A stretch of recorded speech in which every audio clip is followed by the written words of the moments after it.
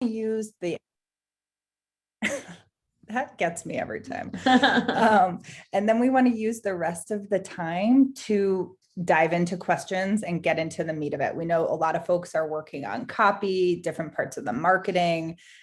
We know we shared that big kind of marketing deck last week as well. And so we want to make time for just basically all those kinds of questions and dialogue. So that's the thought for today.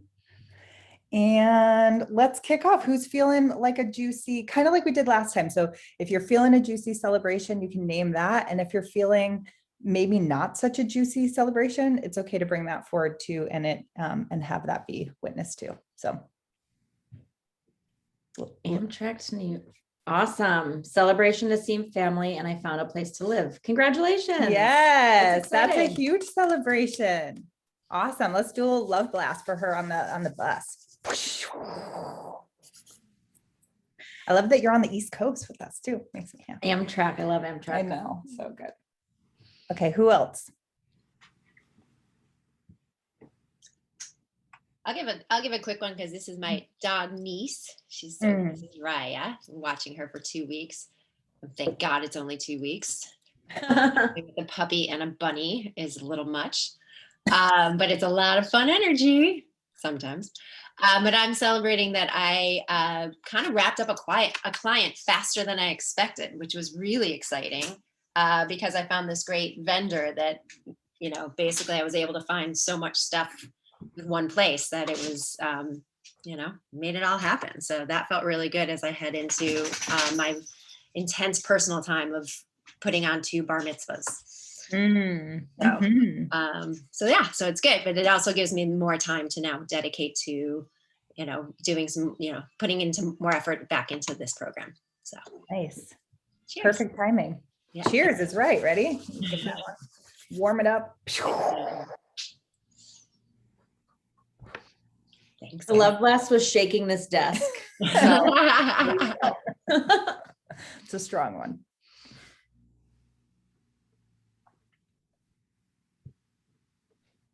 Anyone else feeling called to share in a celebration?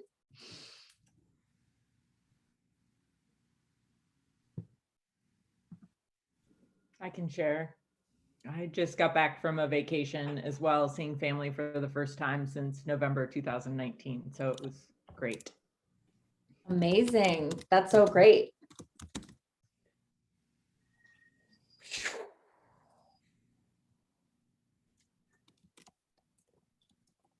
Hey everybody, what's happening? Hi Marley.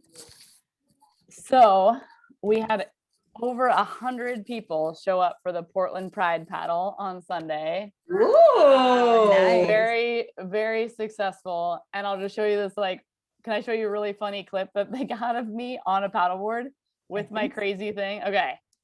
Just because, it's fun. It's fun to see.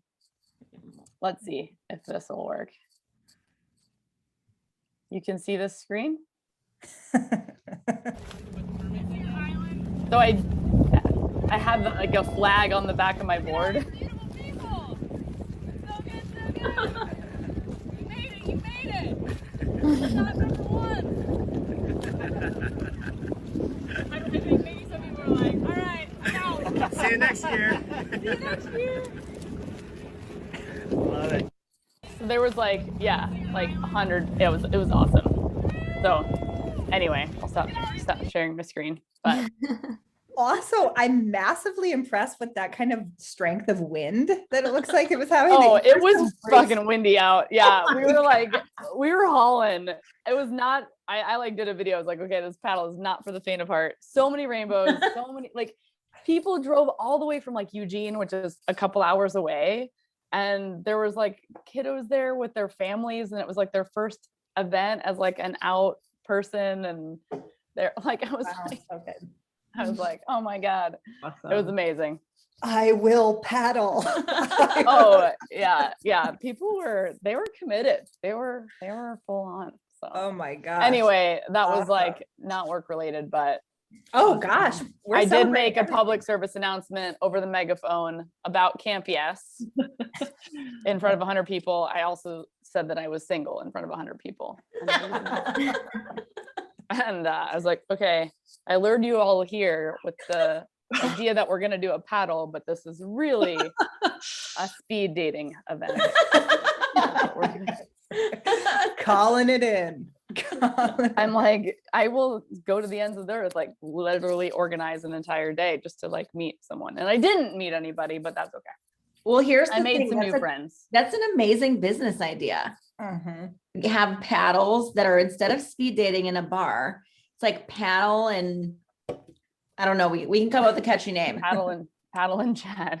I went to a speed dating event at a farm last week. That's what a queer speed dating event at a farm. So Wow. things, yeah. That sounds awesome. Oh, good times, everybody. Only Okay, works we're- for me. Love blasting. Rainbows coming out of our hands. Yes. All the rainbows in all the land. That made me happy. I'll share. We just went through like 2 weeks of like a heat wave in the midst of this climate crisis, and I didn't lose a single plant. So it was very Wow. exciting to me. Like I really got to see my methodology in practice, and I made videos about it, and I posted them, and it just feels like it was a win in terms of like the my methodology. Mhm. So, yeah. So beautiful. Congratulations.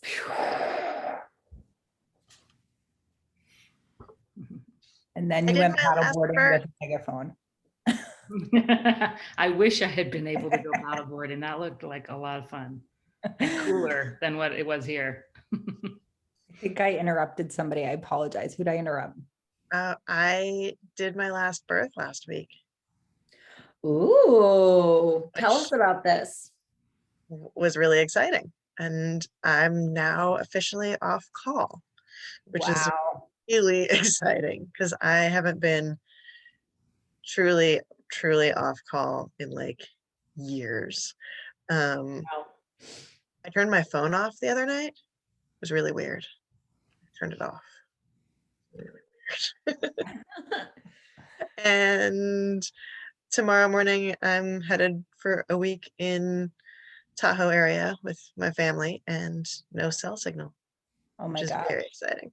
So that's my not business related, but sort of business related celebration. Wow, that's That's humongous.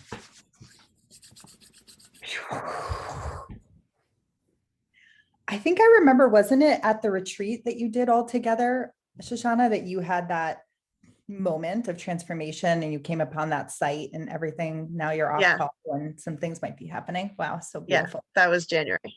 And that site I have booked to take my kids on a mini backpacking trip next month. Wow, so beautiful. That's so full circle of everything. Wow. What else is out there?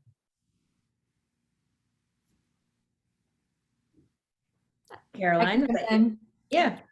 I signed up for Avery's yoga retreat in Mexico. Nice. I'm so excited. Like, yeah, I think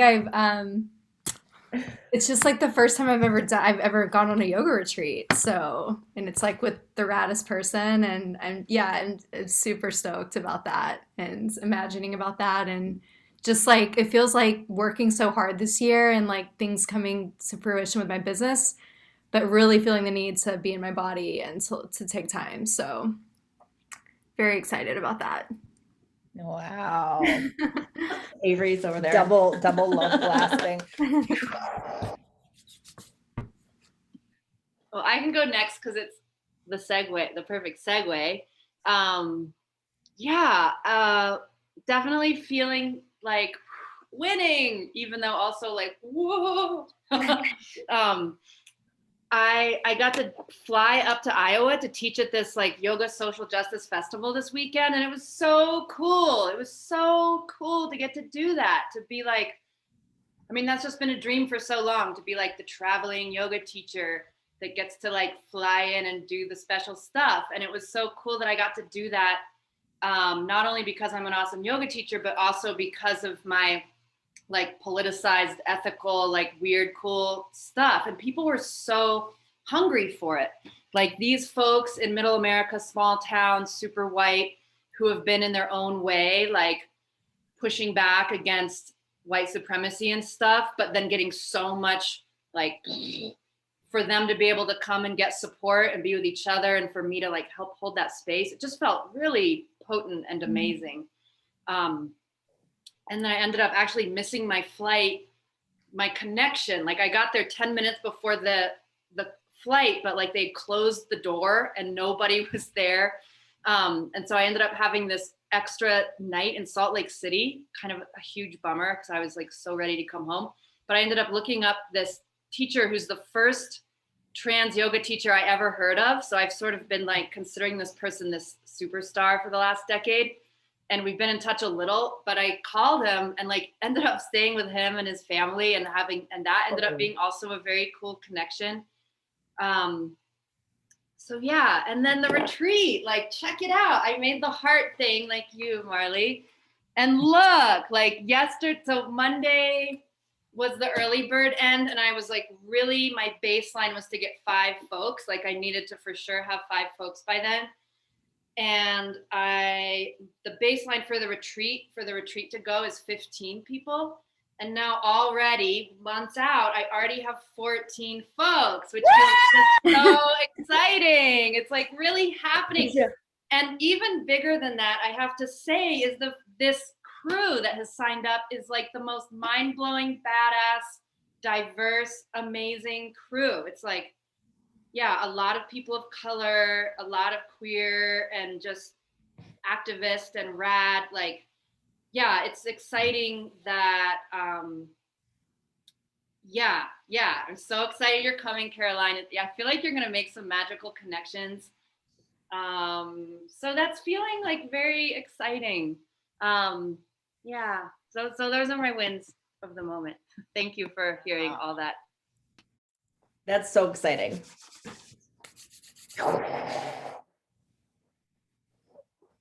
Plus your email marketing is on point. Yeah. Yeah. It's hot. Geez, okay, good. Whew, I sent the last email to Casey and I was like, this is fucking amazing. Oh, I know. I emailed Avery back. Like, kind of wrecked me afterwards. I was like, oh my God, it just felt vulnerable. But then people loved it. So I'm realizing that's just a good thing, I think. Go with yeah. It's a great Thank you for that.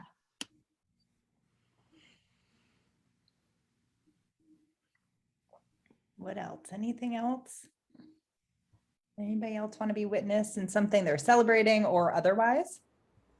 I'll force myself to speak because I really don't want to.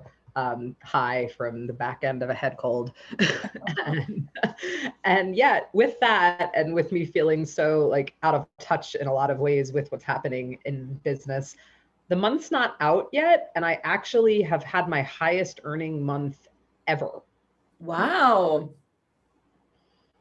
I'm like, okay. I mean, I also earlier this year had my lowest earning month ever. So I mean, balance. But yeah, there's something about just like trusting a bigger picture and a bigger arc than what I often can kind of like focus in on and then get down on myself if like, I'm not doing the thing. Yeah. And just doing some really satisfying work with clients. Like I'm seeing people in person locally now, and that's been an adjustment for my nervous system to get used to like being in physical space and holding that kind of space and having more touch involved in my work again. And it's been deep and joyful. So yeah, I'm celebrating that. Mm-hmm. Thanks for bringing your voice.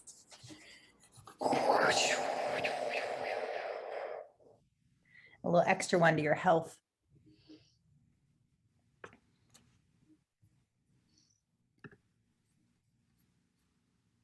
Alicia, Julie, Bridget, anything you want to share? Don't have to, but just the space is yours.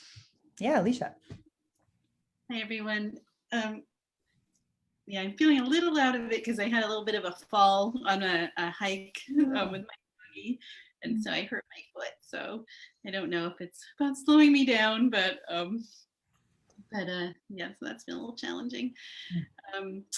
But I did meet with my web designer to start putting my sales page on my website, and that was exciting. And we talked about, she had the idea of putting for me doing a guided imagery to heal body image, like on the sales page, to go back to my list to get people on the list. And I just working with her, and I feel like the niche is coming together. So it was just kind of felt exciting in that moment to feel like all of the work in the program's been coming, it's still in process, but coming more together, you know, just all the pieces coming together.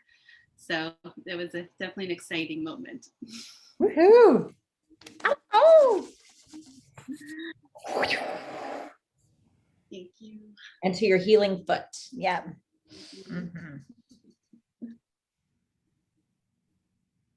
I can just say I'm really tired. Will love blast to your healing body? I'm just like so tired. That's all I have to say.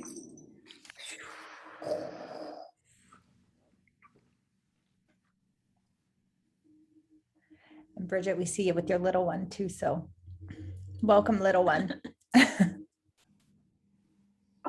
Thanks. I feel like the moment I try to talk, I will get interrupted. So I'm doing good. We're just in some transitions with the summer childcare puzzle. And so these are the real guards. Like things are good though. Thank you. Yeah, good. Yeah. And ditto, the summer childhood transition.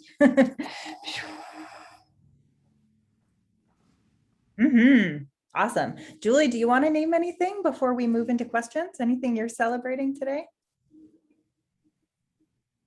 Anything I'm celebrating today? It's a great question. You know what? Well, first, what I'll say, I do have a celebration. What I'll say first is just, you know, kind of in continuing what we were speaking about last week. I want to,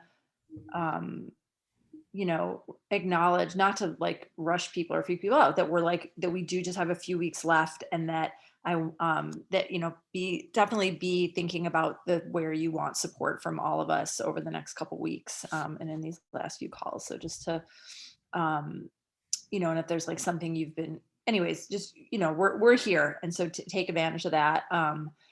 And then in my own personal celebrations, I've started kind of writing a few emails and posts about the new work that I'm putting out there, and I'm getting a really positive response from people. So that's always a fun thing too. And it's just sort of a testament to like just putting an experiment out there and trying something. And then I'm actually, and this is just sort of, you know, lessons for anybody that's venturing into something new, is like, I'm holding it pretty lightly. And when people are saying, oh yeah, that sounds cool, I'm actually getting into a dialogue with them. So I get to do a little market research in the process. Like, oh, hey, cool. Glad you think it's cool. What intrigued you about it? And, you know, tell me a little bit more about where you're at in your business and what you're wanting. So it's becoming a really awesome experiment for me in, and just really honing in on, you know, who the right people are for this, and like what's coming up. I'm like, oh, I didn't think of that. And so that's like fun and exciting. And also just excited because I have another month or so where I'm just going to be chilling out and hopefully moving to Oregon. So we have not bought a house yet though, so I can't celebrate that quite yet. It's coming. That's me. That was a little laughter. Yay, thank you. Awesome. And in some ways, a lot of these shares are love blasts to you, Julie, because there's been so much transformation and possibility from the work that you've been able to craft for people in this program, which is so cool. So all that comes to you too.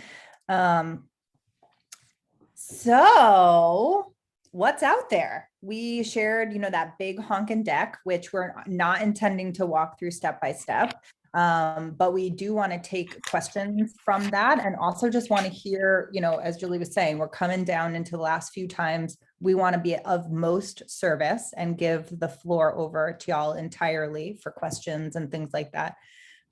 So certainly anybody can feel free to start, and likely we'll kind of build from there.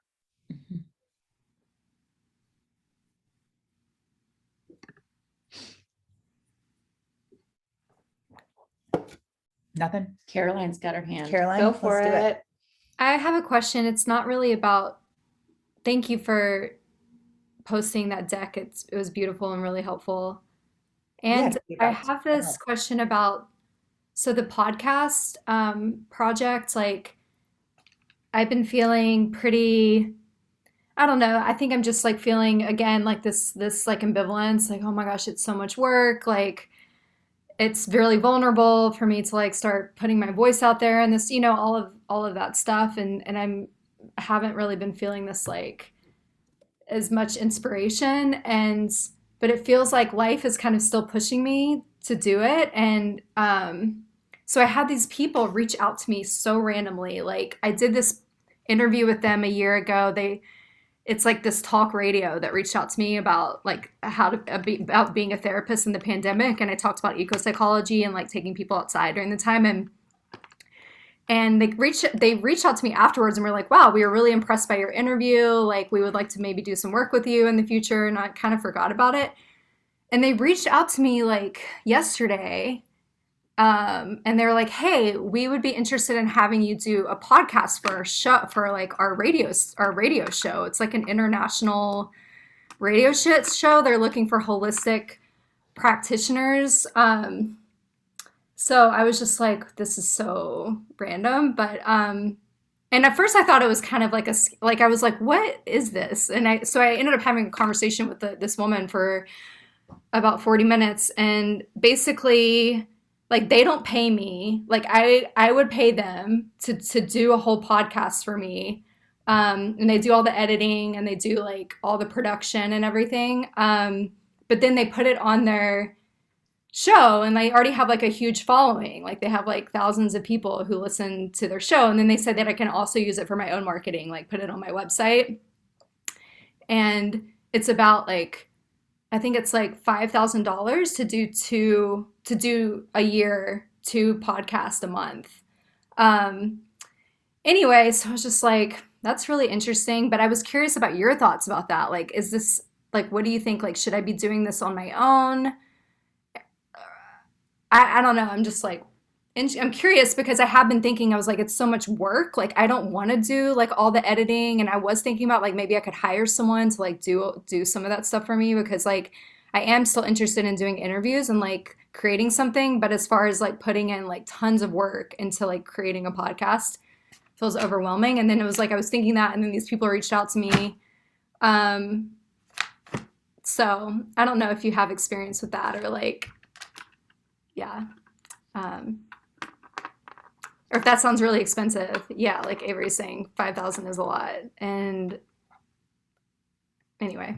Well, there's a couple of things to consider. And one of this, I would, just to give you an appropriate recommendation, want to vet and look at the opportunity and the channels and everything that was kind of sent. Because with a lot of clients we work with, they'll get, kind of offered things like this in different ways. And then we always like to like look at it and dissect it, kind of like it sounds like you did a little bit. So yeah.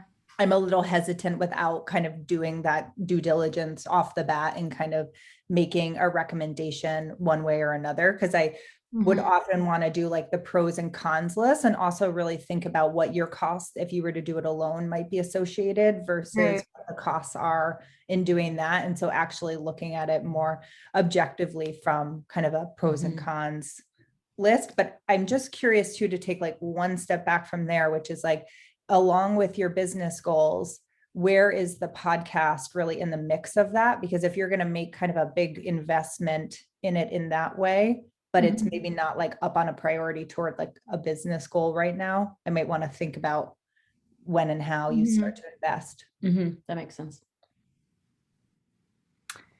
Yeah, I mean the ultimate business goal is to fill programs, to fill groups, to have like build, get my voice out there and so people know who I am and to be a leader. Like I would like to be a leader within eco psychology and intuition world, like bridging these pieces. So and then collaboration, like being able to interview other women leaders with ecotherapy and that are stepping forward as leaders in the outdoor education ecotherapy world. So yeah, I think like I think I think I just did like a huge energetic push for this program. So I'm feeling just like my energy is feeling like, and I'm still running this program and I'm creating it week to week. So imagining like doing this whole other big project on top of that feels like, I just don't want to become a workaholic and like worry. I feel concerned for myself. Like I want to be able to still have balance in my life. And I can see myself doing that and like creating something really amazing, but I don't want to go down that rabbit hole. So, but it still sounds fun to me. It's just like how to have space and how to create something that feels like it will be inspiring and it will give me energy too. Yeah. And it's not just like this thing that I'm gonna be like resenting or something. Yeah, one other piece I want to just say, and then Caitlin, I know you want to probably jump into, is just that one is I feel like, you named some of your answer just in here too, of like your own concerns with yourself and being really mindful of that and where your energy is at. So timing might not be syncing, and also, really thinking about balance. But I also want to just speak to what we've talked to you about privately and on these calls, which is that maintaining the spirit of the podcast without letting it feel like drudgery in the business in a certain way. And so there's a lot of ways you could still do those parts that you're talking about that you love, which is like interviewing, collaborating, getting that kind of content in a way that might not feel like a whole separate lift, which requires like a full podcast launch just yet, and still pull those pieces in, whether it's like Facebook Lives that you do or interviews you do and you put in other kind of formats. Again, that's more of like a extension of what you're already doing and not a matter of like, okay, now I have to focus and create a whole podcast to do this work. But again, in a way that it keeps the spirit of the project and moves you in that direction should you decide to go there. And it starts getting back to your business goal and helping you also get to there. So I think there could be a both and, but maybe not necessarily needing to make the huge investment in the podcast specifically to do that yet. Yeah, the only thing I was thinking about too, and like Casey said, I'd love to hear more about the opportunity, like maybe you could post in Slack, like a link to their site. And like, as far as the vetting goes, I would make sure that if you are considering it, like getting an example of their contract, understanding like what it does or doesn't include, whether you could even do a trial, like maybe I'd love to do it for 1 month and see how it goes, or, kind of maybe figure out what all the nuances are of the relationship with the company. I did just do a quick 5,000 divided by 24, and that's $208.33. So essentially for $208.33, you'd be getting a fully edited episode. So if you did decide to go this route and you were like, this company is really cool, I've listened to a bunch of their episodes and they're great, and it seems like some of their other podcasters or even otherwise content is in alignment with me and how I would like to work. $208 an episode for all of that seems pretty good. Again, depending on what it is they're doing for you. Because again, if you're paying someone $40 an hour, that's 5 hours of time. So it's again, I would kind of like weigh all the different possibilities with that. And the only other thing I'm thinking is, as far as like the energy levels go, and like you saying, you don't want the podcast to take on the full life of your business, right? That's supposed to be one component where, leading the actual group experiences and workshops is where you want to be focused. So I would be curious to hear from that company also how it all works. Cause maybe you do a week of recording, you got 5 episodes, you send them, and that's like, you then can take a break from it for 2.5 months. So I would just kind of think about all the specific questions and make them put in the work, because if they're trying to sell you to be this podcaster on their episode, they want you just as much as you're curious. So I would make them give you more information, make them send you examples, results reports, just as much information as you can possibly get. Because if they do indeed have what they say they do, which is like this really expansive global network that could get you a lot of exposure, that could be a really good marketing tactic to employ for getting more folks into your actual in-person experiences. So I would maybe, like Casey said, like maybe even start a pros and cons list, or even like questions list to get really clear on whether it's, even worth your time to like continue to entertain it. Plus the last thing I was going to name, Caroline, is we know a woman who we do a lot of work with.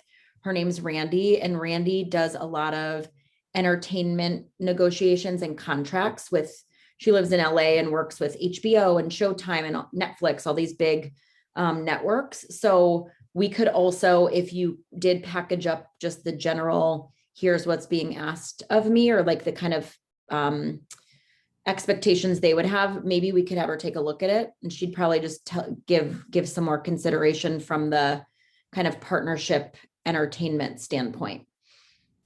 Great. Yeah, that'd be wonderful. Yeah, I think it's hard for me to imagine, because everyone that came into this program are like, it's been from my own personal relationship building. So like going to like from that to like, I don't know, like, do people listen to podcasts and are like, oh, I want to go and do this? Yeah, it's just, I'm curious about scaling up in that, or like, yeah, like who am I reaching with this podcast? And Yep. Yeah, Yeah, those are- I do think it's a perfectly viable strategy for your business. Like if people do listen to podcasts and get to know a person and do programs with them, like that for sure.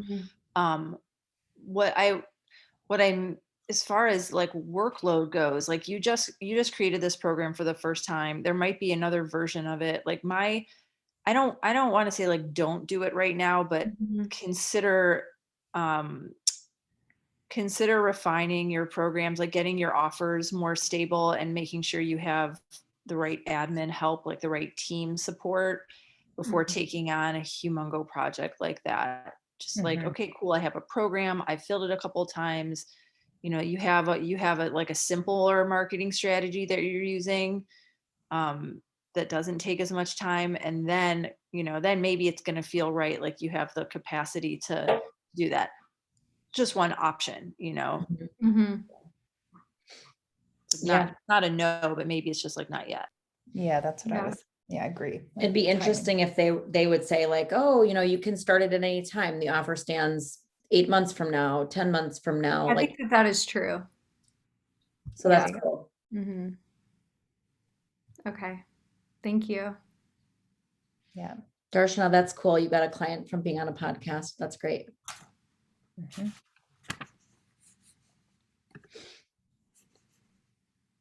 Other questions?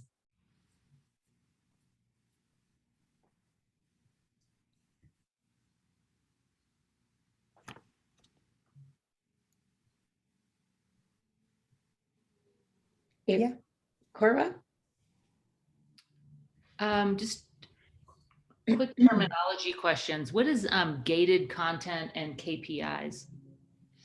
So gated content would be when you need some sort of password or exchange of information to access it. So a lot of people on their websites, for example, will have gated content like a downloadable PDF or a video series.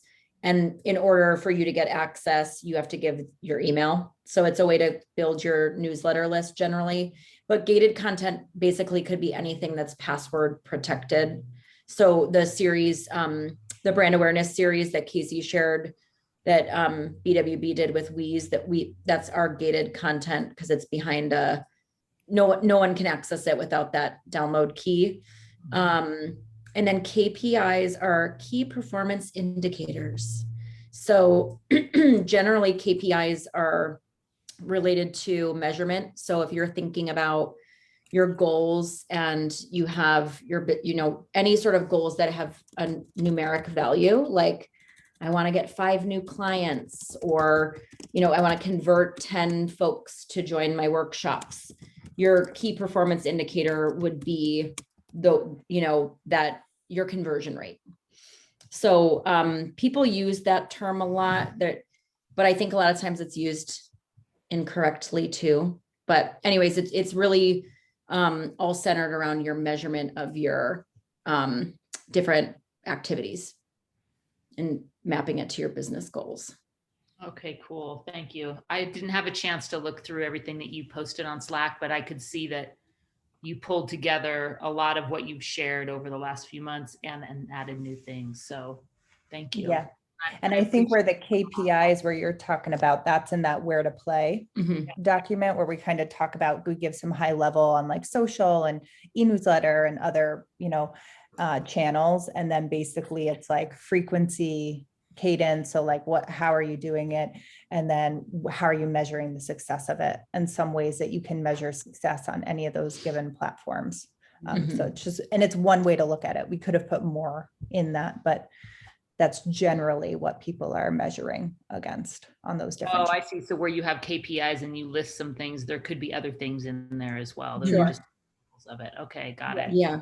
Yeah, because I've never measured the success of the things that I'm putting out there. So I'm maybe not consciously, but aside from numbers of people coming in. So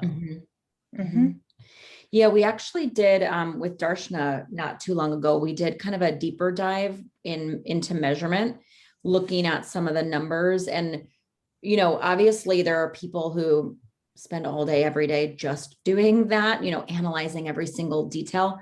And I think that the main thing that we like to say is not to get too caught up in that, but to look at maybe some of the bigger trends. So if you're noticing that your newsletters that have videos have more opens or more views or click-throughs, use more videos, like more simple things versus this page got 7 views and that one got 10. So something is wrong. Like we try to kind of go away from the things that have a lot of margin for error, but look at some of the bigger kind of both quantitative and qualitative trends. So like Julie was saying, if she's posting about her new program pieces and people are commenting and saying, that's really cool, that's just as important as if someone clicks on the link on your website to that new offering, because you're getting that kind of qualitative feedback from people in your arena.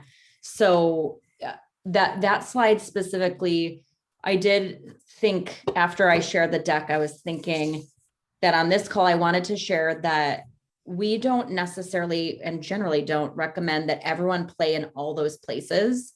That's the full list of all the places that we usually recommend people are participating, but not always in that exact order. So for some people, maybe a newsletter and a website is enough. For other people, Instagram and Twitter might be enough. So I didn't want that slide to make everyone think you got to do all of these and here's all the ways to do it.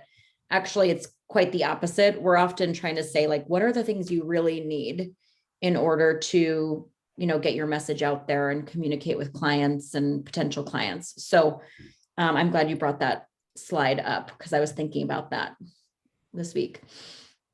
Well, I have a quickie question then. Well, I don't know if it'll be quick, but you can tell me. It's about the KPI issue. I've noticed that when I'm doing videos, I often get a lot of engagement, like people writing me and commenting and stuff. If it's like a kind of a goofy off-ball video, like I did one today of me throwing mulch off my roof in slow motion as a way of mulching the bed below where the stuff was falling, and it just was fun. It was really fun, and I noticed for myself, like my own KPI, like like I have a higher KPI rating of joy when I do my goofy stuff, you know, and then and people like engage, and I think it's like there's this little tug of war happening inside between the like, you know, oh, I gotta kind of do this professional thing, and then this other part of me is like, fuck that, I did that for 25 years, you know, like, so there's sort of this like tug of war of that. And I notice I think I'm going to use KPI in a sentence all day long today, because it's like my own rating is like very high when I do the goofy things. So I don't know what I guess to share that, or if you have anything else to say about it. Yeah, well, a couple of things to say. One is like your pleasure should be a part of your KPI, which is something, you know, we've talked about for sure. And also, you know, I know you've been talking a little bit more about how like healing and having like body loving businesses and all those are also part of like, you know, what you're measuring success around as well. And so to include all of that when you're thinking about it, absolutely. And I think part two of my response to what you're saying goes to kind of the content categories that we share in that deck as well, which is thinking about your mix of content, which is that you might have some where you're like mulching from the rooftop and like that's Play awesome, and and fun. like play and fun and like showing people to find joy in the garden, and that it doesn't have to always feel so rigid and serious, and like there is this kind of childhood wonder element, whatever it is. So maybe one of your content categories is around like play and joy, right? And then maybe one of your other content categories is like education. And those are a little bit more where you have some content that focuses specifically on instruction or mentoring around a specific topic.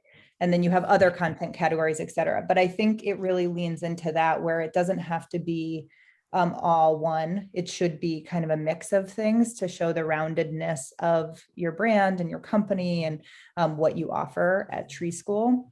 And you can start to play into what percentages you want to offer that content online. So you might say, okay, about 10% of my content is going to be playful, and I'm going to have 40% that's going to be more educational. And over time, you might find that that mix is something you want to shift based off engagement, how your audience is responding, how you're feeling in the business, and things are changing. So that can certainly be fluid and should be, paying attention to, you know, how it's being received and all of those other components. But to have some baseline of those kind of content buckets and how you express in that way can be very helpful in looking at your, like taking a zoomed out approach to look at the content that you share on social and beyond that. Yeah, and one little thing to add is, and I think you know this, but it's worth restating, whatever you're doing, the best part is when the you-ness shows through. Like, so whatever content category, if your vibe is to be silly or your vibe is to be direct, like you're gonna be you in any of those contexts. So there's this balance between you know, marketing strategies that we know work, right? Like presenting content in this particular way. You know, like the format of that nurture post, right? Like that's a format that is known to like help people draw people in and help them like hone in on a thing and pay attention, right? And, you know, you have to obviously be direct if you're direct, be silly if you're silly, like all of that has to infuse, or you're just going to be feeling like you're trying to fit yourself into some box, and that's never fun. And Avery, I think that kind of goes to the question that you were just naming, which is for you, it's mixed of how different, you know, approaches are bringing different folks in. And I think that that's all part of the kind of fun of the experiment, right? Because if you're trying something over here and it's kind of working, and then over here, oh, this is really working. Like the paddle meetup brought 100 people out. I had no idea that was going to bring so many people, you know. So I think we are always in this kind of experimentation ourselves, and we are constantly encouraging our clients to do that too, because there's never going to be just a one way, like, oh, do you just send out 3 newsletters a week? And, you know, that's not, and maybe that will work for someone, but it's not going to work for everyone. So I think that the kind of going back to that core principle of why we encourage people to measure in some way, shape, or form is to really be aware of how you're, expending energy, and then what is working and not working, and then be able to adjust. So, I would say if you're doing something consistently and it's totally not working, you're getting no engagement, no nothing, maybe it's time to rethink it or abandon it. But I think it's actually a good thing that you're not getting clients all from one channel, because that actually might be a bigger issue than getting clients from a lot of different places. Probably a good thing to not have it all kind of like, if we were only getting leads from our website and all of a sudden our website goes down, then we're in trouble. Whereas if we're getting a couple leads from our website, a couple leads from this partner, a few from friends of friends, that's actually kind of a balanced mix that we're always paying attention to. Last thing I want to say on this, just back to Corva, your point in your question, is that also just careful of the slippery slope of what kind of always responding to what people like the best in terms of likes and all of those kinds of things. Because, let's say you might feel really strongly about posting about a certain issue and it doesn't drive as many likes, but it's very important to you and your company. It's equally as important that that content is being a part of your platform as it is the posts that are going to naturally drive more folks to be like, oh yeah, like, and engage with it. So again, I think we just have to be really mindful of that over dependence we can sometimes get on, like, did it get engagement? Did people like it? How many people liked it? Did they follow it, as the only metric? And sometimes we start to lose sight of some of the other key issues we might want to be talking about and bringing forward that aren't fan favorites to a certain degree, but are important that they are getting spoken as a part of the company story overall. Mm-hmm.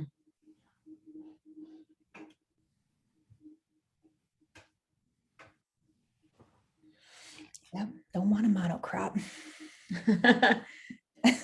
Corva, I just need to tell you everything that I know, and you can put it into an analogy about the garden. Because when you do that, it makes it like, oh yeah, duh, we don't want to do that. No We don't want a monocrop. Any other questions, metrics, otherwise? So apparently reels are all the rage these days. Any input on that or perspective? I feel like they're like getting the most traction, or like Instagram, I don't know, makes them more seen. It seems like.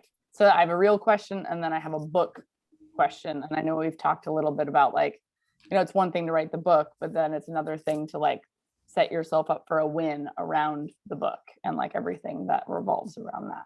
Yeah, I'd love to talk about the book. Also, well, just a question, how are you using Instagram for your business in general, so that we can then get curious about? Yeah, I mean, that's the thing. Like I have like a link tree on my bio, right? That links to buy Stowe quotes, sign up for camp, join a thing, whatever. So, I mean, yeah, like people found out about the paddle through that, or people like they're on Instagram, but they're not on Facebook. Like I would say Facebook is probably my primary, Instagram is probably my secondary. Mm-hmm. But I'm probably not using it as strategically as I could be, for sure. Yeah. Mm-hmm. Well, and that's all good. Because one thing I would say is like, kind of like what Julie, you were saying to Caroline about like, get the program, get a couple programs under your belt, and then maybe see timing wise. I'm even thinking that about Instagram, Marley, with you, which is like really think through what the strategy is for that specific channel for you, and then think about how Reels fits into it, rather than, I think what can happen is we're like, oh, Reels is happening, I should do a Reel. Right. And I mean, one thing I could do as a focal point, just given like 2 months out from camp, is like, it's all the like practice doing Reels, but it's all about camp, so that people share it. I mean, just because it's like goal fill camp. So like there's a, and not just like a bunch of random, because like I actually signed up for a course and I need to like, because I get in there and I'm like, has anyone tried to freaking make a reel? It's like, I don't even know. I think it takes a long time to make a good one. That's like my theory. Well, Maybe here's that's the not other good true, news. but I want there to be a reason I'm doing it, not just like, yeah, because this is going to take that amount of time. Yeah. Well, that's what I was Ideas gonna say. that There can be make it a shareable thing. that there can be people a are like, strategic reason you're doing it, but I also just wanted to say play is a core part of your brand. And so that's a benefit to you a million times over because you can experiment and play with reels and have it not have such like a heavy feel to it or anything like that, and spin that as part of the story of what your brand is overall standing for, talking about what people are going to be experiencing at Camp Yes. So like I know I've commented to you in Instagram before, it's like the more you can engage and embrace that spirit of play in those kinds of ways, and then show it, bring it through to the meaningful nature of like the work that you're doing with people, you're free, man. You're like fully free to just go for it, which is like so exciting for you. So I would say, yes, obviously I'm not trying to bypass like strategically thinking through how all the components of Instagram can work towards, the benefit of your company overall. But I would certainly not stop trying to explore reels and instead think about the exploration and how to link that as a larger messaging pillar that is part of your story and what you're offering for people when they come and do some of that other work with you. And that could just be a new way to play around with it and embrace the experiment of all of it. I'm pretty excited because I saw this woman who does reels, Savage something. I'll share it. She has great reels, but she uses a tiny, tiny microphone. Has anyone seen this before? Yes. It's like the cutest thing ever. And I definitely got one and I'm really excited to use it. What was the name on Instagram? It's like, I'll look it up because she has some great stuff and it's really simple because it's a song and it's her savage.practices, Alexa Salvaggio, The Sacred in a Shot Glass. And it's good, but it's all about the mini microphone. I'm like, I want one of those. I've seen a lot of people on Instagram with mini microphones recently. And I was just talking about that this week. I'm like, what's up with the mini microphones? And it's kind of, I like I like how it sounds with the music behind it. It's got like a cool, it almost like amplifies your voice. So cool. Yeah, it's pretty cool. So it's like, so she's holding it here. You can see the little like mini microphone. Yeah. It's funny.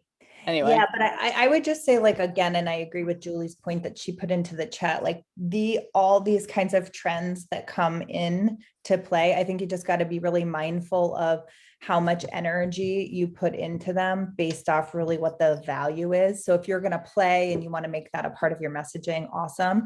But I wouldn't let it detract from like videos you might be creating that are going to have a lot more legs for you in a way that you can use them across the brand. And in general, what your strategy for that channel is overall, instead of like, oh, here's this thing. Like, I kind of also say that I can get easily distracted. I'm like squirrel. And it's like, oh, like reels is kind of the squirrel right now. You know what I mean? And it's like, let it be there, but I wouldn't get sidetracked into it. Well, and it's funny, Avery, you said that it's like TikTok, and Instagram's only prioritizing reels because they want to take the market share from TikTok.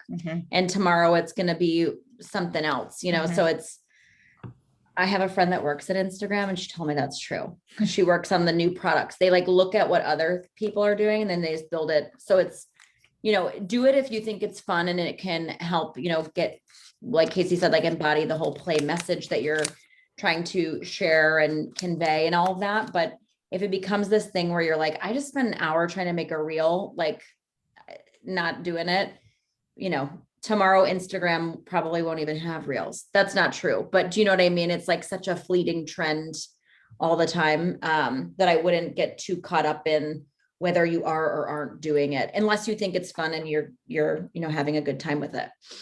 Totally. Yeah. We'll just say while we're on this topic, like if you make a reel, it's going to get really blasted out. And it is kind of a cool format because instead of like asking someone to watch you speak for a few minutes, it's like it's almost like a haiku. It's like most reels are just like someone doing something, like playing in the woods or whatever. And then like, boom, some phrases, some words. And so you can like digest the message in 30 seconds. And of course there's like, sometimes they're narrative or sometimes this or that. But if you, it's not, I had to watch a video to figure out how to make the words appear at different moments. But if you figure that out, you know, it also could be cool, like for what you're doing, Corva, or really anything. Like it's kind of it really feels like a haiku, like a way to just like, all right, what is this simple message? And it's also kind of fun because it doesn't like, I feel like it's a way to put two things that may not go together. Like I just made one that was just a video of like me doing some yoga on the ropes, but then I was talking about cisgender, transgender stuff. And those things don't usually go together. So that alone, like you could have like you like doing some cartwheels in the woods, and then it could be like 5 things about Camp Yes. And then you could just be like, come to Camp Yes, like super, you know, it could be simple. So anyway, and the other thing I learned is you don't have to do the live video in there. If you want to use the effects, you do, but you could also like make your little video and then just upload it like you would a story and then do the things. So, cause that also can be a pressure, right? If it's like, oh God, I have to like record the thing right now. But you can also upload stuff you've already done. Anyway, I don't know if that's useful. Well, and I think all of that is really useful, Avery. And I just want to say one thing is like, it's, again, some of what you're talking about too is like, is it connected to your larger campaign to get folks into Camp Yes? And like, how are those pieces connected to each other very intentionally, you know? And so thinking about it from that angle, and also just like, is that a part of how you would want to grow your channel overall? Like, and does Instagram take up enough priority in your marketing strategy for the business to be developing and learning all of those other ways that you might be able to use it? If yes to those things, you know, then I think that's really awesome and something to explore. But if not, again, careful the squirrel. Watch out for that squirrel. Watch out for that squirrel. But yeah, I think again, it's just having some larger thinking around how that particular channel is working for you and how that's connected to Camp Yes. I think it's just trying to find, because I'm not doing any paid ads for camp at all, that I constantly feel like I'm just talking to the same people. So it is like, how do I grow my audience, you know, like grow that exposure?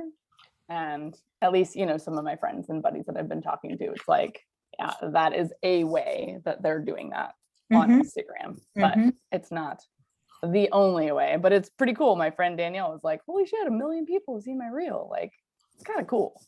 Yeah. Yeah, it is. Yeah. Do you want to ask your book question as well? Yeah. Again, I think we chatted a little bit about this around, you know, vision, goal, write a book, but like the secondary piece is having it work for me, and, or like, you know, it's like the chicken and the egg, what to do when, or, you know, like how to start generating the energy or the momentum or something before it's like, oh, I wrote a book, here it is. But like, again, looking back at like, how is it serving my business? How is it supporting my whole brand? Like, because it's like, you know, I have these products, I sell maybe 1 or 2 a week, other than like, you know, when Dr. Mark Hyman like posted it and I sold like 1,000 and whatever, 100, I don't even know how many. Anyway, it's like, I know that it's not like making money just from the book, but it's like, oh, I'm giving a talk, you get copies of my book. So you had mentioned a few things, just what are the things that I should be thinking about ahead of time? I guess maybe that's my specific question. Yeah. Yeah, I think, well, first, I think you're already speaking to it in the sense of, the book is either going to be the carrot, right? To like book a speaking opportunity, or it might be something that is in the background. So you give a speaking opportunity and then, oh, by the way, I wrote a book about this. You all get a copy or feel free to buy a copy. So I think one thing that we see with a lot of authors that we work with is to go into publishing, knowing what you want the outcome to be and how you're going to use the book as a tool. So some folks we work with say, I want to leave behind a legacy, and I have all this knowledge and I want my perspective to live on. I don't care if it ever sells one copy. It's more about me putting a body of work out into the world. So there's that end of the spectrum. And then all the way on the other side of the spectrum, there are people who are saying, I want to use this book to make money, to have it be, funding my life, my business, etc. So I think kind of figuring out your specific unique situation of how you envision, the book being in support of both your mission, your business, your life, the collective, like getting really clear about that is important. And then following that, just to say there are a lot of different ways that people publish books. So there are people who self-publish a book, have an editor that they work with on their own, hire a graphic designer to create a cover. Great, it's published. You can buy it on my website. And then there are folks that pay a publisher to do, the whole thing from end to end. And it's not cheap to pay a publisher to publish a book. It costs about $50,000. So, and that's, I think, on the lower end. So I think, again, from that sense, understanding how you'd go to market with the book and use it, again, is really important, because we've worked with some authors who, will go into it thinking, oh, I'm going to make, yes, it's $50,000. Some authors will go into it saying, oh, like I'm going to sell 1 million books and it's going to be this great revenue stream, not realizing all the work and money that goes into actually all the pieces. So I've read a lot of research about self-publishing, actually, Marley, because one of our clients did that a couple of years ago. And again, when we worked with her, she was looking to kind of capture all of this kind of model that she had created with her business, capture a lot of client stories, and she treated it as a research project. So she did it over a couple of years. And so started collecting, she would do an interview with Casey, an interview with me, all of her clients, and start to build this body of work. And then wrote it. I think she did it over the course of a year or so. And when she did decide to do it, alongside, she was thinking, okay, how am I going to now use this tool in, all the tools that I have? So for her, she wanted to get more speaking opportunities and use it as a carrot to get people excited. And also then when she would get hired to do a workshop, she would often incorporate the book somehow as a tool in the workshop, whether that was, okay, as part of my, my workshop fee, you get a book for every single attendee, or they get a discount, or even we're going to do an exercise that is from the book and we're going to bring it to life to kind of gain momentum around the book itself. So I kind of just said a lot of things about publishing and books in general, but I'm curious where you are in your process. It sounds like you're going to self-publish, but have you started kind of like drafting stuff, thinking about all the components and outline, all that kind of stuff yet? Ish. I think we've chatted a little bit about this. Like I have all of this video content from all of these pep talks. And what I would love is like to hire or find someone who like wants to go find, get them, transcribe them and edit them and make them like readable. Mm-hmm. I know that not all spoken things are digestible in the written form. But like these, the vision is like a bunch of mini pep talks for your soul kind of idea. where it's just these like little sound bites, maybe with some like chunks of themes of sections or something like that, but not necessarily like beginning, middle, end.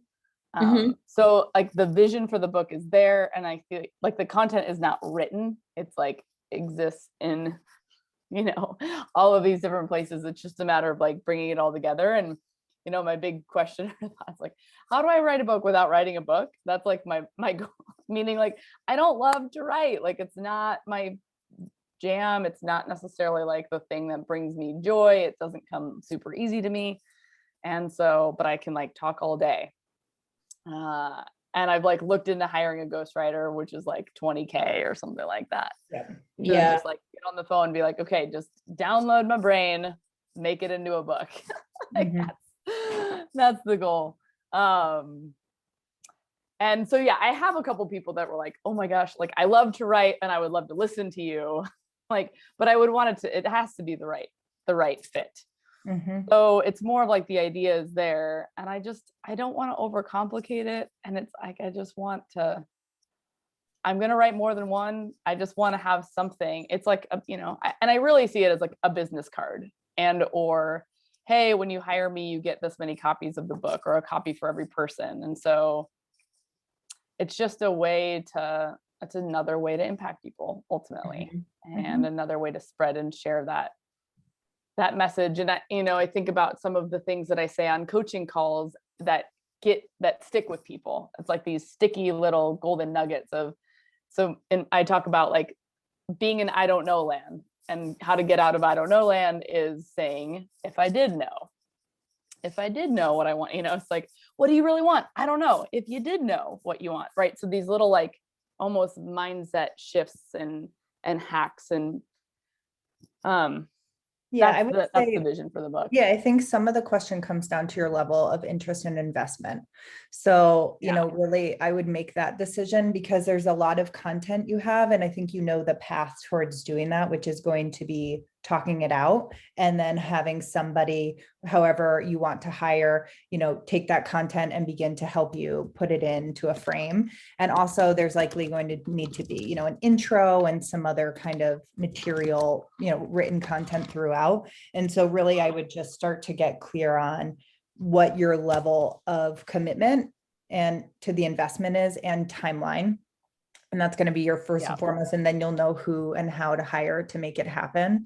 And there's many other specifics around it, but, and I'll say this last thing, and then we can always continue this conversation after, but a lot of times what we'll do is then once the idea for the book is kind of baked in a more real way, even if it's not like, fully done yet, is start to look at like, okay, what would be your strategies for leveraging the book to get into enterprise and to start doing more speaking opportunities in enterprise? What would it be to leverage it in Camp Yes? How do you want to leverage it in your individual programs? And so actually building kind of like specific strategy routes against those so that you make sure the book is actually returning to you. Otherwise, a book itself doesn't have much of a return on investment. It asserts you as a subject leader expert, and there's, benefit to it, but you have to think about leveraging it to get the most benefit out of it. Totally. But yeah, I would just first and foremost think about the pieces we're talking about, which is like investment, timeline, and then you kind of have some steps already in your mind from there. Cool.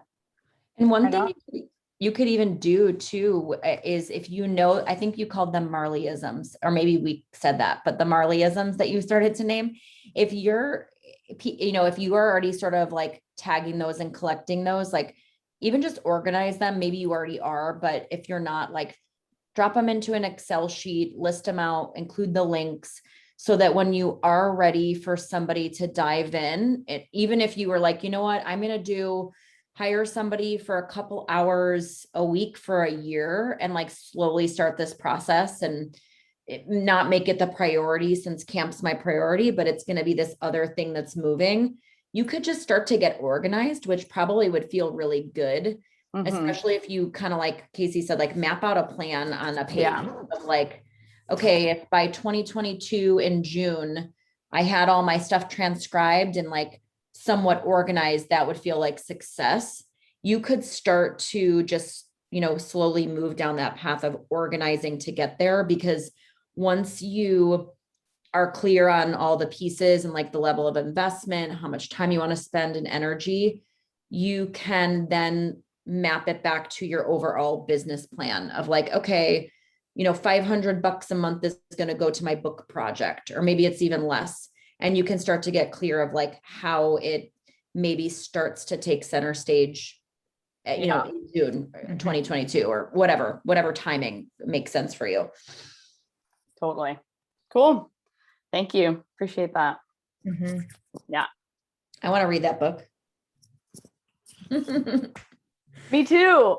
I want to see it on a bookshelf somewhere. It's like, yeah. And it's a really great question, Casey. It's like, am I interested in writing a book, or am I committed to writing a book? Yeah. And it's like, I love the idea of having a book written. The process, yeah, but it's all doable. Well, and that's where the idea mashup gets creative, because if you go through that inquiry with yourself and realize like maybe the commitment isn't there for the book format, there are so many other formats where you could start to achieve what I think you're hoping to achieve with the book in a different format that's more of interest to you. And I think that's where we can start to get creative, but you have to reconcile your slow dance with the book first so that we can then get clear on the rest of that. Totally. Yeah. Sweet. Thanks, team. Appreciate it.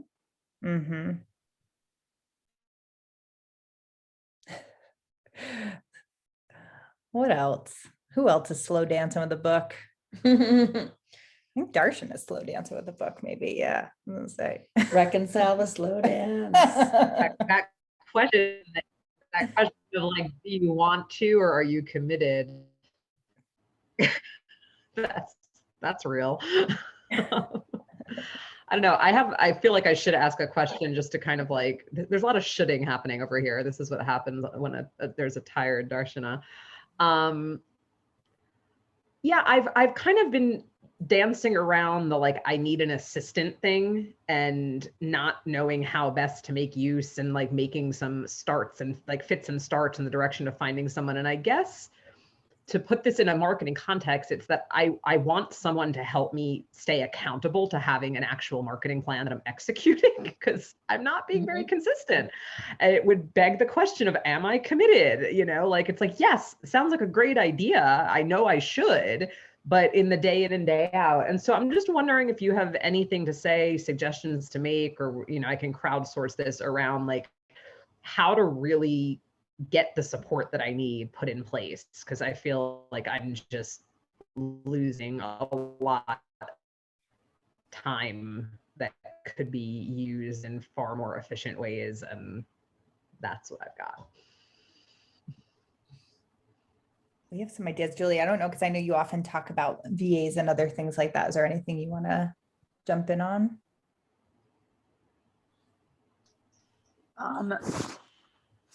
Sorry, I was a little bit focusing on Avery's sutra idea in the chat for a moment. No problem. I just didn't know, because I know you often talk about.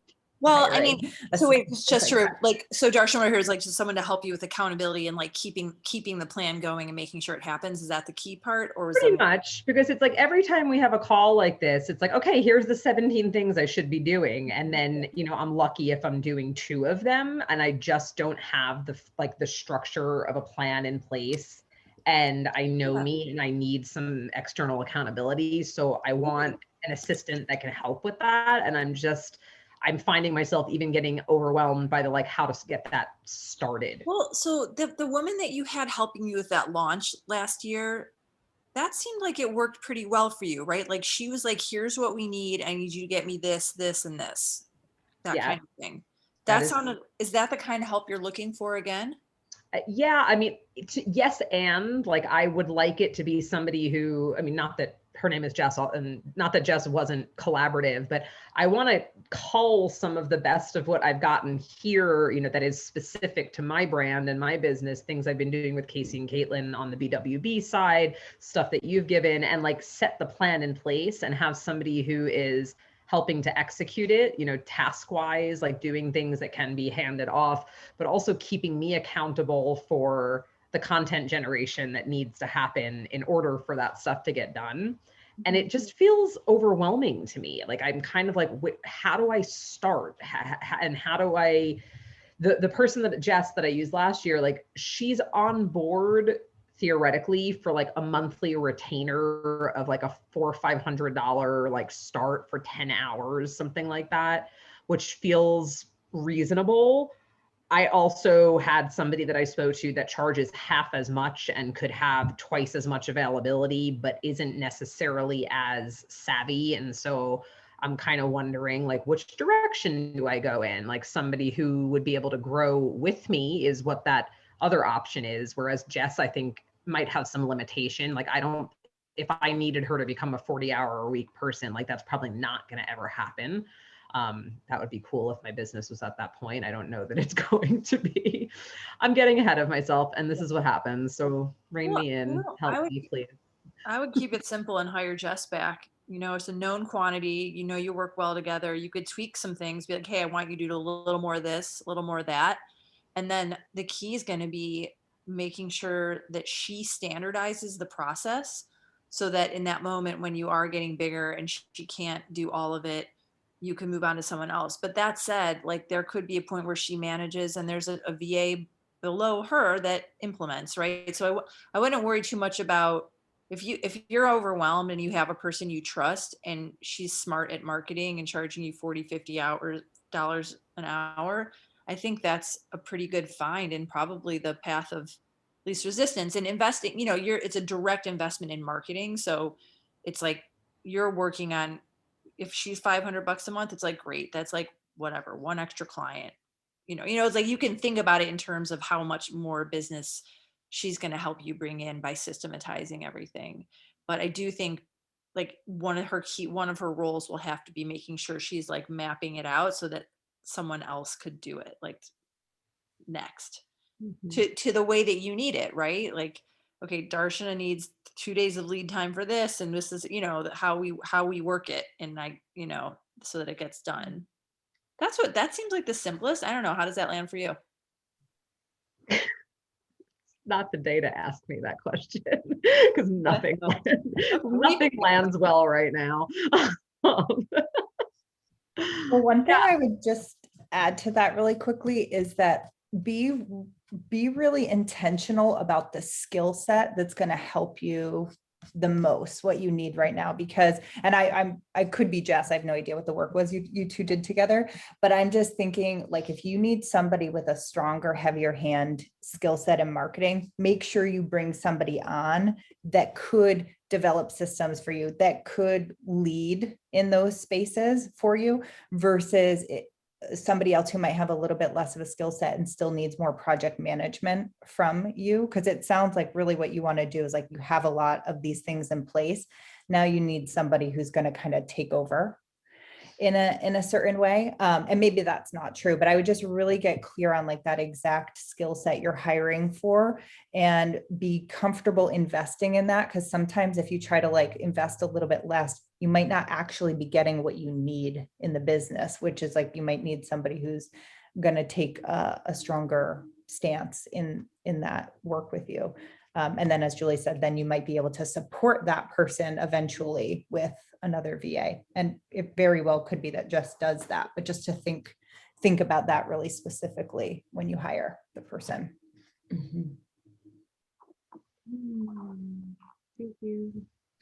You also made a good point too of like growing with you versus hiring someone to help complete a task in the moment. And that's just something to think about too, is like the right kind of support for you. You know, because managing somebody, whether it's a short-term or long-term relationship, is work, you know, especially at the beginning, getting people up to speed. There's always the trial and error, teaching how you want something to look or to sound, or, you know, kind of learning each other's styles. So I think to the point Casey was just making of hiring the right person for the right role. Also just think about the investment of your time too. Because like, for example, a lot of people always say like, oh, just go on Upwork and hire someone to do the project, but that's not just like, oh, here's the project, you walk away and then it's poof, it's done. It is a lot of management. We've hired people in all sorts of different ways. And the one thing that remains true is like, if you want it done the right way, there, you know, it takes time and it takes a lot of our investment or your investment, anyone's investment to kind of refine and teach and practice. So I think if, like Julie said, if Jess knows kind of generally your business and things worked out well for the most part, you could kind of tweak some things that maybe weren't working before. And maybe that would be a good solution, especially if you're not feeling like you want to dedicate a ton of energy to training someone new. Because at least she'll know the general background, and that might be helpful too. Just even if for a couple months you stick with someone who kind of knows it and gets it. Yeah. And most of my orientation toward using a VA, like how I use Jess, was around a launch. So it was primarily emails and some social media stuff. And she did, including in that, what was taking video content of mine and turning it into like smaller bites for social and stuff like that. How, like, knowing that I've been looking at hub marketing effectively as a tactic to really lean into, like, how could I use an assistant support with that?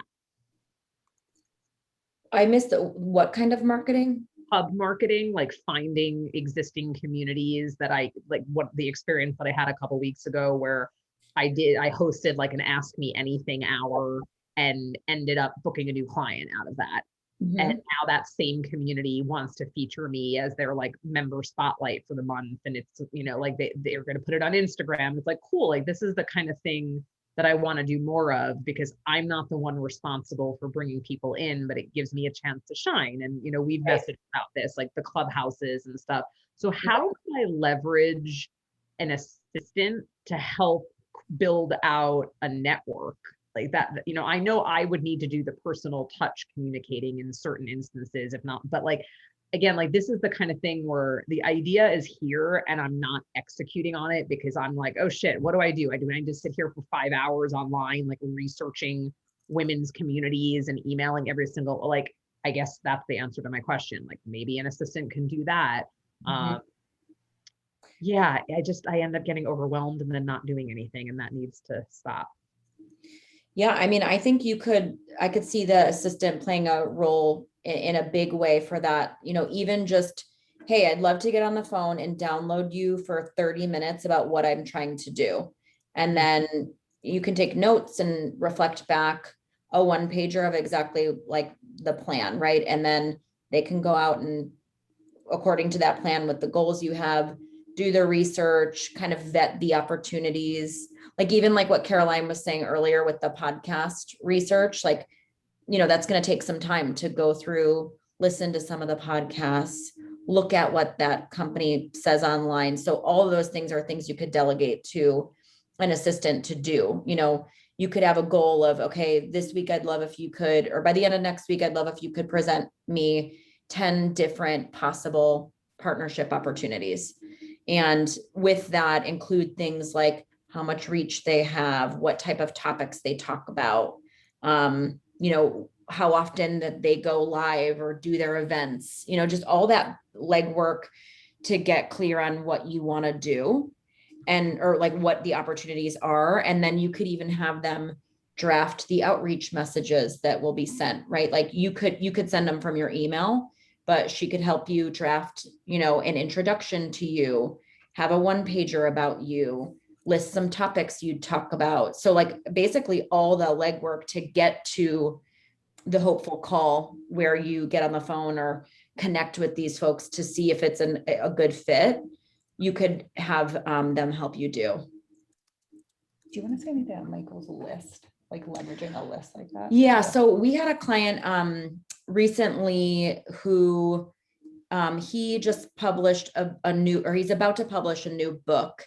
And he was I don't actually know how it all came to be, but he was presented with an opportunity to buy a list of influencers, not buy a list for e-newsletter, nothing like that. It was more a list of background on, I think it was 500 influencers in his specific space. And he said to us, like, what do you think about this, buying this list? It costs $300. And so he sent us an example of what this list would look like. And it basically had everything that I was just naming about research. Like, it had a profile of the influencer, it had all their social channels, had examples of the types of partnerships they do. And we were like, actually, that's a pretty low investment to make for a list of 500 influencers that you could then not to just follow on Instagram, but to actually build relationships with in his direct space where he's publishing this book. So it was really cool because we analyzed the list and we said, why don't we make a goal of having 15 to 20 influencers that you intentionally build a relationship with, that have followings about the same size as you, who likely would respond to you if you emailed them.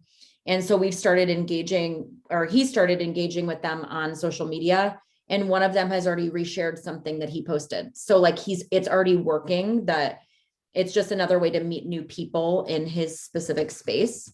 So, there are other things like that. I know a couple of folks have said, like, I feel like I'm always talking to the same people. And sometimes little things like that. Again, I'm not suggesting you buy an email list and send something. That's not something I'm recommending. But for this, like getting an established list of, here's a bunch of influencers in this specific space, I think that was a good investment on his part that is going to basically pay for itself once he starts to form these relationships with them. Yeah. And the reason I wanted Caitlin to bring that up is, like, again, that's something your admin or your VA could do, right? They could like find that list, they could vet it for you, tell you what they think the value of the opportunity is. You say, let's do it, worth the investment. Then they start making some strategy out of all of those different partners, and then do everything else Caitlin just said. And again, not all those opportunities are worth it. Honestly, very few are, but if you find something like that, it's a really great opportunity to then do what you're talking about in those like hub relationship buildings, expanding your constellation and having mutual benefit with each other. And I know we're over time, but I think that's really useful to be talking about, especially to the different points we've been saying about getting in front of some new people intentionally. And like the cost benefit analysis, or whatever you want to call it, is for him to spend $300, someone to actually do that at an hourly rate, it would have maybe cost the same amount, probably would have cost more to actually compile that kind of list. So again, just like kind of food for thought is same thing I was saying to Caroline earlier, like breaking down the cost a little bit to say, okay, if I were to build this list myself, how many hours would it take me? Versus, okay, great, there's a list of all these influencers that someone else has compiled that I could just pay $300, invest $300, and then now I have all this great information. And I think I heard you also say that you're not necessarily suggesting that I do that. Is that correct? Yeah, I mean, you can either buy a list yourself and have your assistant. No, that's what I mean. I thought I heard you say you're not suggesting that I buy a list, but now I'm hearing you. No, I'm not suggesting anyone ever buy an email list. I think that's actually like against the GDPR rules to like buy an email list and start marketing to it. That's a no. I'm saying if you could either have your assistant build a list for you, like with the same kind of result as a purchase list of influencers, but I don't think you should be doing that. I think you could outsource that to your VA. And so like with the example you're speaking of, this client of yours, like where does one find lists of influencers for purchase to even know whether or not it would be a worthwhile investment to me? This was on Reddit. Yeah, I can find the company that he bought it through. If you're interested, I can post it in Slack. Okay. But ultimately it was originally through Reddit is how he identified it. And then we did some vetting around it and all those other pieces that we're talking about. Cool. Thank you. This is just sparking an idea real quick. Folks need to go, that's fine. But I like when people do like, here's like 20 awesome, and in your case, it could be like 20 cool feminist somatic sex therapist folks to follow. And like, I've sometimes just made those and like included myself, but like, it's a way to like spotlight a bunch of other people, which is nice for them. And then they will share it. You know, usually you want to like maybe communicate like, hey, I'm going to do this thing. Or it can be like in the form of an Instagram challenge, but even just to create like kind of a highlight, like, hey, here's a bunch of cool people doing this work to follow. And then even if you're making it, like you can be part of that group. Like along the same lines of like, yeah, I don't know. It's been useful for me. Like, oh, cool. These people are doing similar work. Like they're not competitors. We're actually like, we should work together and like uplift together. So that would be another way, I guess, to like collect a list and then kind of leverage it to platform everybody, including you. That's a good point. Absolutely. Yeah. Yeah. Don't forget to include yourself in there. So good. Can I ask a question? How many people here are working with an assistant of some kind right now? Raise your hand high so I can see. Okay, so like half of you. I really like everybody here, you know, even if it's just a couple hours a week. Like I know Darshan, you've had the experience, you know what it can feel like, but I know it's just, it can feel like this big huge hump to kind of do it. But you know, even if you just do a small bite and have somebody just a couple hours a week to start taking things off of your plate, it will get you, you know, into that groove of doing it. And Avery, you've made a lot of progress with that this year. It's hard. It can be a big thing to get, you know, to finally do it. And it can be scary and it's money, but you know, hiring an assistant is one of the easier things because you don't have to usually commit to 20 hours a week, or, you know, people are happy to do hourly. So, I just want to encourage people again to get the support, because on the other side of it, I literally will guarantee you will feel better, you know, and it's like, just get over the hump and do it. And I also just met this woman, and she's helping me poke around for like an OBM that focuses on marketing. And this woman, Sonia, and the directory is not humongous at this point, but she's really cool. It's a diverse group of people. And so something to check out, because she's building it bigger and bigger, because the idea is you talk to her and then she's like, oh, I know I've got like 20 people in my world. I can figure out which is a good one for you based on your needs. And I think that as she grows the platform, it'll be even better. But I don't know. We'll see what she comes up with for me this week and I'll talk to them, but just an idea for people that are feeling stuck. She does the hard part. So she'll even ask you questions like about what you need, so you don't even have to fully formulate it yourself. So yeah, it's cool. That's a cool resource. We're part of, this is the last thing, because I know we're over, but we've joined and applied to become a part of an organization called the Female Founders Collective. And that has also been a really tremendous resource for us to be able to post in there for certain things we need. And it's a whole, there are international, there's so many resources in there, but every time we've posted, we've gotten like amazing candidates that have come back that are all within the network, and something to look at for some of you that might be interested in checking them out. They're called the Female Founders Collective. It's a massive Slack group on top of other events and other things that happen, but tons of resources for that as well. Well, awesome.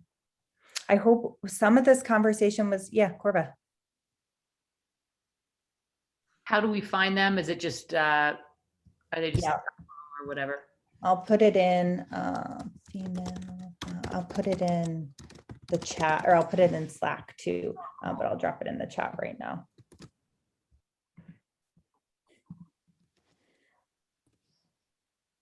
I'll put it in Slack too. But yeah, I think we talked about a lot of really awesome things today, which is great. We've kind of made a whirlwind and hopefully in a really good way. And I think overlapping, because a lot of you are thinking and exploring different areas that all kind of overlap. So feel free to connect with us in Slack, reach out, as Julie said, leverage it as much as possible. We're there waiting, ready waiting and ready for you. But yeah, we have only a little bit of time left and we want to make sure that all your needs get met, that we can help meet in that time around any of these topics we talked about and anything else that may come up too. So let us know how things are going, and I think that's it. Yeah, I think so. Unless One Julie, thing- there's anything. Sorry, I should have said this earlier when everyone was here, but I was thinking that instead of the copy thread, like if you have something to review, just put it in there and we'll just try to get to things within a day, 2 days, just so there's not a backlog. I don't know, maybe there's not gonna be that much, but I know some people are working on like web copy and stuff. So we finish it, just put it in there and we'll get to it as we as we can. Yep. Avery, did you have something? Yeah, I was just gonna ask, I don't know if you have time, Casey and Caitlin, but just for like a couple minutes check-in after the meeting ends to just try to figure out, to check in about the website stuff a little bit. Yeah. Because I feel like I'm really missing something that maybe for you all is like very obvious and I'm just not, it's like a math problem. And I'm like, I just don't, don't. I just put my phone number in there. Give us a ring after Oh. this, and then we have a call in a few minutes, but we have some time to just like chat it out. Okay, cool. I mean, I was even just thinking we could just stay in here, but maybe you have other clients, Julie. I don't. I can stop recording and you can stay. I'm gonna probably go. Yeah, you can get some head out. lunch, but Okay. Thanks, everybody. Bye. Bye. Take care. You.